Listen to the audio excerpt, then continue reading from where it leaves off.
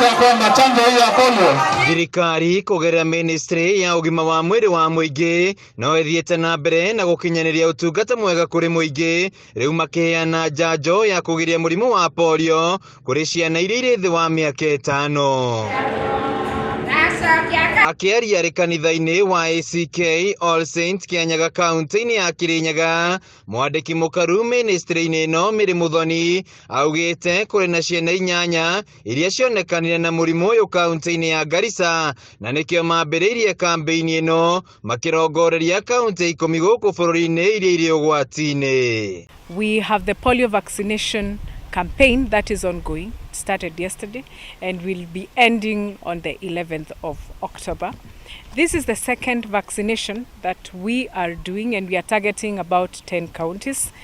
10 counties with about 3.5 doses that will be distributed to children below 5 years. Muthoni oritie aciari gutigirira ciana ciao ni ciamukira njanjo ino ya polio niguo kumeheria gwati-ini uria ungiyumiria thutha-ini. Take your children to the health facilities and request for them to be vaccinated the polio vaccine. It will be important to note that if this is not done, it affects this very human being at later years, and it can cause a lot of damage, dysfunctional nullities of the body, which we want to prevent at an early stage. Hari mbura ya El Nino iria itanyitwo kwambiriria mweri-ini uyu, Muthoni oritie muingi gukorwo na wimenyereri makiria na matigire ni maranywa mai matheru niguo kwigiriria kuma na mirimu iria yumanaga na mai ma giko.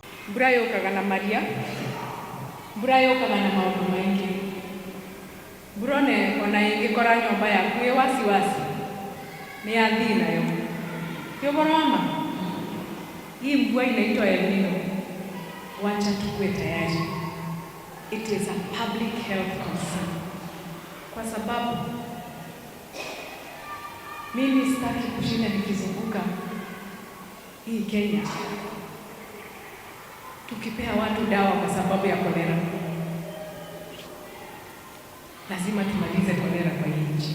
Handu-ini ha Kameme TV kaunti-ini ya Kirinyaga, njitagwo Wainaina wa Kĩarie.